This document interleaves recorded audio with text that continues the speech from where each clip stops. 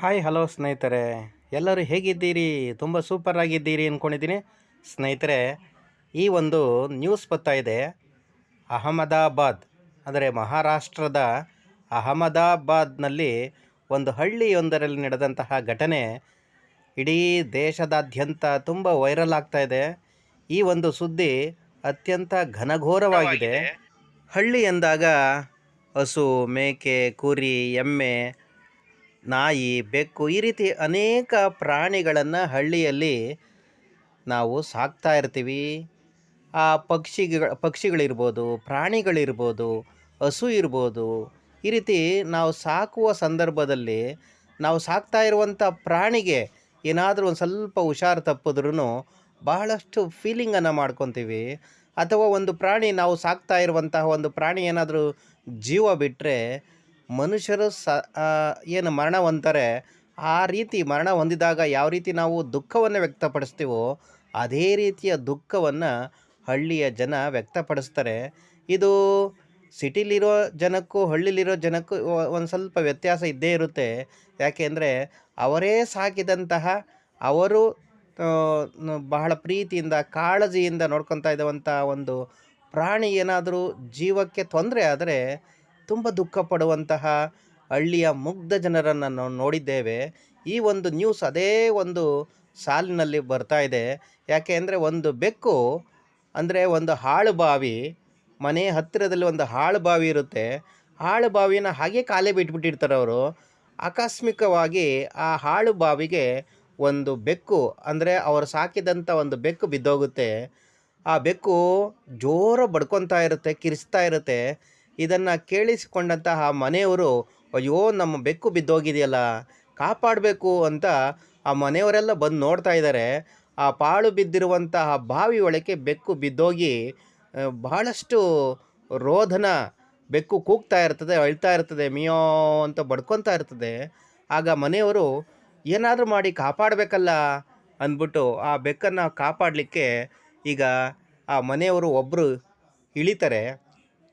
ಇಳಿತಾ ಇದ್ದಾಗ ಸ್ವಲ್ಪ ಹೊತ್ತು ಆದ್ರೂ ಆ ವ್ಯಕ್ತಿ ಬಾವಿಯಿಂದ ಮೇಲೆ ಬರಲೇ ಇಲ್ಲ. ಇದನ್ನು ಗಮನಿಸಿದಂತಹ ಇತರೆ ಜನ, ಅಯ್ಯೋ ಏನಾಯ್ತಪ್ಪ ಅವನಿಗೆ, ಬರಲೇವಲ್ಲ ಮೇಲೆ ಅಂತ ಮತ್ತೊಬ್ಬ ವ್ಯಕ್ತಿ ಅದೇ ಬಾವಿಗೆ ಇಳಿತಾನೆ. ಮತ್ತು ಅವನೂ ಬರಲಿಲ್ಲ. ಈ ರೀತಿ 4 ಜನ ಆದಮೇಲೆ 5 ಜನ ಬಾವಿ ಒಳಕ್ಕೆ ಇಳಿದೇ ಬಿಡ್ತಾರೆ. ಒಬ್ಬರೂ ಸಹ ಮೇಲೆ ಬರಲೇ ಇಲ್ಲ. ಇನ್ನೊಬ್ಬ ವ್ಯಕ್ತಿ, ಇದೇನು ಹಿಂಗೆ ಆಗ್ತಾ ಇದೆಯಲ್ಲ, ಕೆಳಗಡೆ ಹೋದವರು, ಬಾವಿ ಒಳಗೆ ಹೋದವರು ಒಬ್ಬರು ಮೇಲೆ ಬರ್ತಾ ಇಲ್ವಲ್ಲ, ಬಾವಿ ಒಳಗೆ ನೀರಿಲ್ಲ, ಖಾಲಿ ಬಾವಿ, ಅಂಥದ್ರಲ್ಲಿ ಏನಾಗಿದೆ ಅಂತ ಇನ್ನೊಬ್ಬ ವ್ಯಕ್ತಿ, 6ನೇ ವ್ಯಕ್ತಿ ಬಾವಿ ಒಳಕ್ಕೆ ಇಳಿದಿದ್ದಾನೆ. ಇಳಿಬೇಕಾದಾಗ ಒಂದು ಸ್ವಲ್ಪ ಮುಂಜಾಗ್ರತೆ ವಹಿಸಿದ್ದಾನೆ ಈತ. ತಾನು ತನಗೆ ಸೊಂಟಕ್ಕೆ ಒಂದು ಹಗ್ಗವನ್ನು ಕಟ್ಟಿಕೊಂಡು ಈ ಬಾವಿ ಒಳಕ್ಕೆ ಇಳಿದಿದ್ದಾನೆ. ಇಳಿದ ನಂತರ ಏನಾಗ್ತಾ ಇದೆ, ಮಧ್ಯದಲ್ಲಿ ಹೋಗಿ ಸಿಗಾಕೊಂಬಿಟ್ಟಿದ್ದಾನೆ. ಅಂದರೆ ಹಗ್ಗ ಫುಲ್ ಬಾವಿ ಒಳಕ್ಕೆ ಹೋಗಲಿಲ್ಲ, ಮುಕ್ಕಾಲು ಭಾಗದಷ್ಟು ಹೋಗುತ್ತೆ. ಆಗ ಈತ ಜೋರ ಕಿರ್ಚ್ಕೊಳ್ಳೋದಕ್ಕೆ ಪ್ರಾರಂಭ ಮಾಡ್ತಾನೆ. ಹಾಗಾದರೆ ಒಳಗಡೆ ಏನಾಗ್ತಾ ಇದೆ ಎಲ್ಲರಿಗೂ ಆತಂಕ, ಭಯ, ಗಾಬರಿ ಶುರುವಾಗುತ್ತೆ. ಆ ಮೇಲಿದ್ದವರೆಲ್ಲ ಜೋರಾಗಿ ಕಿರ್ಚಾಡಿ ಪಕ್ಕದವ್ರನ್ನೆಲ್ಲ ಜನರನ್ನು ಕರೀತಾರೆ. ಆಗ ಅಗ್ನಿಶಾಮಕ ದಳ, ಪೊಲೀಸ್ ಇಲಾಖೆ ಎಲ್ಲರಿಗೂ ವಿಷಯವನ್ನು ತಿಳಿಸ್ತಾರೆ. ಆಗ ಕಾರ್ಯಾಚರಣೆ ರಾತ್ರಿ 10 ಗಂಟೆ ಸಂದರ್ಭದಲ್ಲಿ ಕಾರ್ಯಾಚರಣೆ ಪ್ರಾರಂಭ ಆಗುತ್ತೆ. ಸುಮಾರು 1 ಗಂಟೆಯಿಂದ 2 ಗಂಟೆಗಳ ಕಾಲ ಈ ಕಾರ್ಯಾಚರಣೆಯನ್ನು ಮಾಡಿ ಹಗ್ಗಕ್ಕೆ ಏನು ಸೊಂಟವಕ್ಕೆ ಆ ಹಗ್ಗ ಕಟ್ಕೊಂಡಿರ್ತಾನೆ ಆತ ಮಧ್ಯದಲ್ಲಿರ್ತಾನೆ. ಅಂದರೆ ಈ ಬಾವಿ ಒಳಗೆ ಆ ಊರಿನ ಸುತ್ತಮುತ್ತ ಜನ ಈ ಹಾಳು ಬಾವಿ ಅಂದ್ಬಿಟ್ಟು ಆ ಬಾವಿಗೆ ಕಸವನ್ನು ಹಾಕ್ತಾ ಇರ್ತಾರೆ. ತಮ್ಮ ಮನೆಯಲ್ಲಿ ಉಳಿದಂಥ ಕಸ, ಹಸು ಸಗಣಿ, ಈ ಥರದ್ದು ಏನೇನು ವೇಸ್ಟ್ ಕಸಗಳನ್ನೆಲ್ಲ ಇರುತ್ತೋ ಆ ಕಸವನ್ನೆಲ್ಲ ತಗೊಂಬಂದು ಈ ಹಾಳು ಬಾವಿಗೆ ಹಾಕ್ತಾ ಇರ್ತಾರೆ. ಆ ಬೆಕ್ಕು ಆ ಹಾಳು ಬಾವಿಗೆ ಬಿದ್ದು ಅದರಲ್ಲಿರುವಂಥ ಬಯೋಗ್ಯಾಸ್ ಅಂತ ಏನು ಕರಿತೀವಿ, ಮೀಥೇನ್ ಅನಿಲ, ಆ ಉಸಿರಾಡೋದಕ್ಕೂ ತುಂಬ ಆ ಒಂದು ಅನಿಲ ಗ್ಯಾಸು ಮನುಷ್ಯನ ಉಸಿರಾಟವನ್ನೇ ನಿಲ್ಲಿಸ್ಬಿಡುತ್ತೆ. ಪ್ರಾಣಿಗಳ ಉಸಿರಾಡಬೇಕಾದಾಗ ಆ ಗ್ಯಾಸ್ ಹೋಗಿ ಅಪಾಯಕಾರಿ ವಿಷ ಪದಾರ್ಥ ಸೇರಿಕೊಂಡು ಬೆಕ್ಕು ಸಾಯಿತು. ಒಂದು ಬೆಕ್ಕನ್ನು ಕಾಪಾಡಲಿಕ್ಕೆ ಹೋಗಿ ಆ ಮನೆಯ 5 ಜನ ಪ್ರಾಣವನ್ನು ಬಿಟ್ಟಿದ್ದಾರೆ.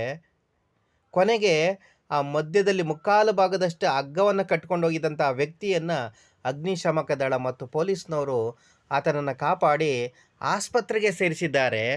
ಈಗ ಆಸ್ಪತ್ರೆಯಿಂದ ಬರ್ತಾ ಇರುವಂತಹ ಸುದ್ದಿಯನ್ನು ನೋಡಿದ್ರೆ ಸ್ವಲ್ಪ ಔಟ್ ಆಫ್ ಡೇಂಜರ್ ಅಂತ ಹೇಳ್ತಾ ಇದ್ದಾರೆ. ಕೊನೆಗೂ ತನ್ನ ಮನೆಯಲ್ಲಿ ಸಾಕಿದಂಥ ಬೆಕ್ಕನ್ನು ಕಾಪಾಡಲಿಕ್ಕೆ ಹೋದಂತಹ 6 ಜನರಲ್ಲಿ 5 ಜನ ಪ್ರಾಣವನ್ನು ಬಿಟ್ಟಿದ್ದಾರೆ. ಪ್ರಾಣವನ್ನು ಬಿಡಲಿಕ್ಕೆ ಕಾರಣ ಏನು ಅಂತಂದರೆ, ಆ ಗೊಬ್ಬರದಲ್ಲಿ ಉಂಟಾಗ್ತಿರುವಂತಹ ಬಯೋಗ್ಯಾಸ್, ಆ ಗ್ಯಾಸು, ಆ ಅನಿಲಗಳು, ಅನೇಕ ರೀತಿಯ ಕೊಳೆತ, ಆ ಆ ಏನು ವಿಷ ಪದಾರ್ಥಗಳು ಉತ್ಪತ್ತಿಯಾಗುತ್ತೆ.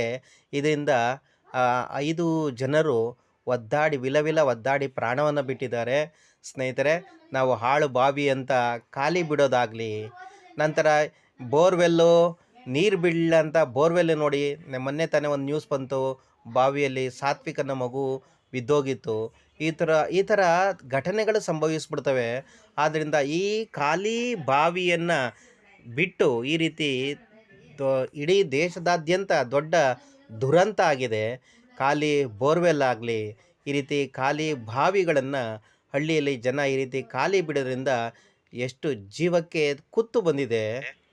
ಈ ಒಂದು ನ್ಯೂಸಿಂದ ನಾವು ಪಾಠ ಕಲಿಯುವಂಥದ್ದು ಬಹಳಷ್ಟು ಇದೆ. ಸ್ನೇಹಿತರೆ, ನಿಮ್ಮ ಸ್ನೇಹಿತರಿಗೆ, ಬಂಧು ಬಳಗದವರಿಗೆ ಈ ಒಂದು ವಿಡಿಯೋವನ್ನು ಶೇರ್ ಮಾಡಿ. ಇಲ್ಲಿ ಒಂದು ಲೆಸನ್ ಇದೆ, ಇಲ್ಲೊಂದು ಪಾಠ ಇದೆ, ಇಲ್ಲೊಂದು ನೀತಿ ಇದೆ. ಇದನ್ನೆಲ್ಲ ನಾವು ಪಾಲಿಸಬೇಕಾಗುತ್ತೆ. ಇಲ್ಲಾಂದರೆ ಈ ರೀತಿ ಘನಘೋರ ದುರಂತಗಳು ಆಗೋಗುತ್ತೆ.